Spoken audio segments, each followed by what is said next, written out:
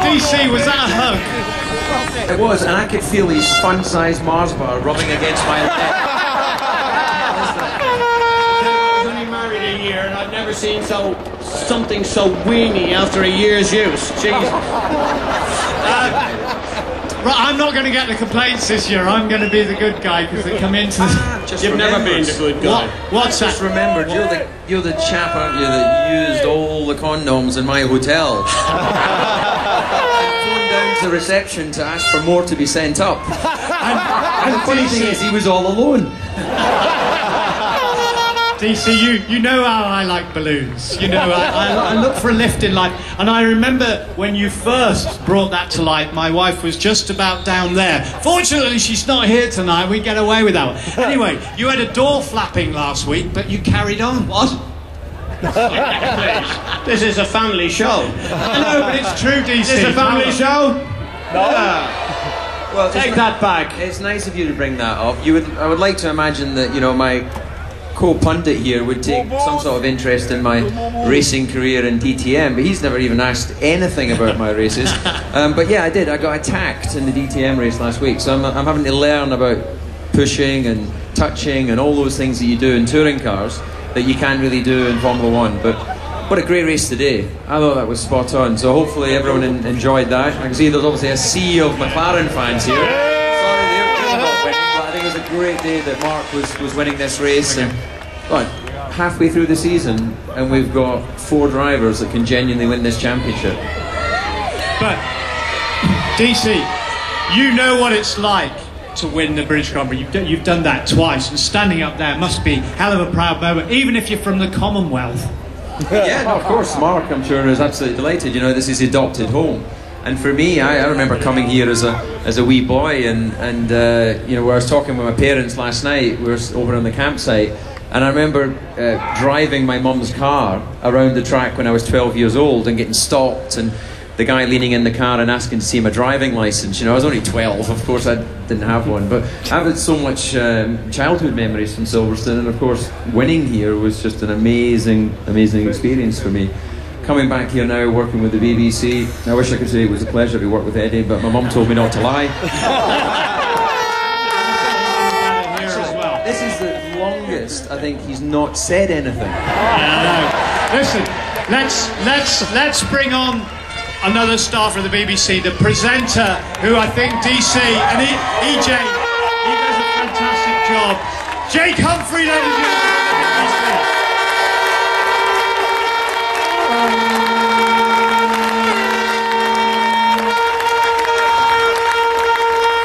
Jake. Hello. How's it going? Oh, aren't they good, this crowd, huh? They are fantastic, Wow. but seriously, Wow. they're loving the programme, loving what you do. How do you manage to stay so cool, especially with these two around? Yeah. Oh, thanks, I love you too. That's nice. Why is my wife not like that when I come home from work? She's just like, yeah, make the dinner, or whatever. On the telly, are you? I'll have a chat Don't with care. you about that afterwards. Yeah, let's do that. A few little things you can do. So staying cool with these two, it's not easy, is it? No. they're having a love-in over there now. Yeah. It's amazing. I get asked more than any other question, do David and Eddie really get on? Of course they don't get on. Look at them. No, they do. They're quite good mates. I just can't understand a word EJ says. I think subtitles for next season on the BBC. What do you reckon? Well, listen, it's moved on a pace, as Martin was saying before. Very, very enjoyable, and it's kind of a fast-moving show at times as well. How do you manage to keep up with everything that's going on? Have you got a lot coming in your ear? How do you maintain control? What sort of party is this? This is fast becoming not a family programme. I get a fair amount of information in my ears. I mean, you know, when I first got this job, I remember actually the day that it got announced that I was presenting it, the phone rang and it was my wife Harriet, and she rang up and she went, I've just been on the internet and everyone says you're going to be rubbish. And I said to her, I said, where did you read that, sweetheart? She said, the BBC Sport website.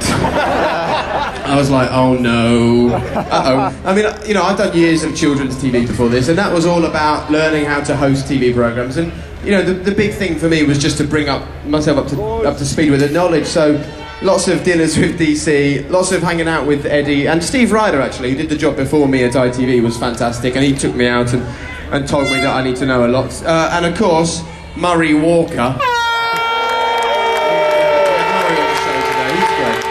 Listen, can you do me a little favour before the music starts as well, and do one of your fantastic little interviews and welcome on Adrian Newey, because I'd like you to have a quick chat with him before we start the music. Would you mind? I'd love to. Would you like that interview, Jake Humphrey, live here, not BBC, live at Silverstone? Welcome on Adrian Newey, the designer of the Red Bull, the designer of the McLarens. Here he is with Jake. Okay, well, if we're going to do it, let's do it properly. Let's get in order. Come on, EJ, you know the order. So the guest always goes here, and Eddie always goes next to David. I haven't got my shirt on, I can't do the interview. Poser. Yeah, he is a poser. And what normally happens is about 10 seconds through the interview, he'll lose concentration and just go walking off somewhere. So don't be alarmed if he disappears off and goes and chats to someone in the paddock. But I think, you know, we can stand here and mess about. But we were just trying to add up, actually, with Mark Webber backstage, how many British Grand Prix Adrian Newey has won. We make it 11. Is that right? I was up at the MotoGP a few weeks ago, and in the BRDC, and I think you're right, there was about 10 in there, 10 models, so I guess, yes, could be the 11th. The 11-time British Grand Prix winner. I suppose it's an impossible question, isn't it, to ask you what separates you from the rest of the designers in Formula One. But where do you get your inspiration from? Does it just sort of come to you in a flash? Do you work for hours and hours honing and improving your drawings? What is the secret? Usually comes in the shower. Is that a genuine answer? So you're standing there, a bit of head and shoulders, and you're suddenly like, hey, I know where there's a 1/10 of a second on that Red Bull. I'm just trying to find my hairline, you know, and rub it in. There it goes. Well, look at that, the secret behind Red Bull's success. David, you know all about the brilliance of this man. You've driven his cars. What are they like to drive? Well, in the early days they were quite tight for the driver, so I think his early cars and when he was working at March, I remember sitting in there when I was sponsored by Autoglass back when I was in Formula 3, and I wouldn't have been able to drive it. But thankfully they've you see where Eddie just gets bored, doesn't he? It's like, you know, my favourite car was the 95 Williams. For me, that was a fantastic car to drive because of the wide track, the slick tyres, all of those sorts of things. But the incredible thing with Adrian is that it's, you know, his cars have won well over 100 Grand Prix, the cars he's worked on in Formula 1. It's an incredible record, and you know, he's still a young man, and we're here looking at a living legend of design in motorsport. So congratulations, Adrian, it's absolutely fantastic.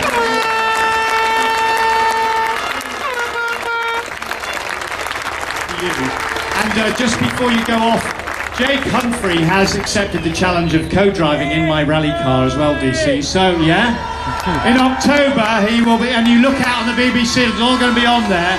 You're a brave man. Can I just say, I love the Norwich City flag there. But listen, we've done our 2.5 hours of live TV today, and the one thing that separates this Grand Prix out from all the rest is the fans. So, thank you for helping to save Silverstone. Thank you for making the British Grand Prix. And thank you for being so supportive of the BBC as well. We put all the work in for you guys. So thank you very much. Cheers. Jake Humphrey, thank you very much. DC, David Coulthard, Eddie, stay with us. We're going to start the music off in a moment.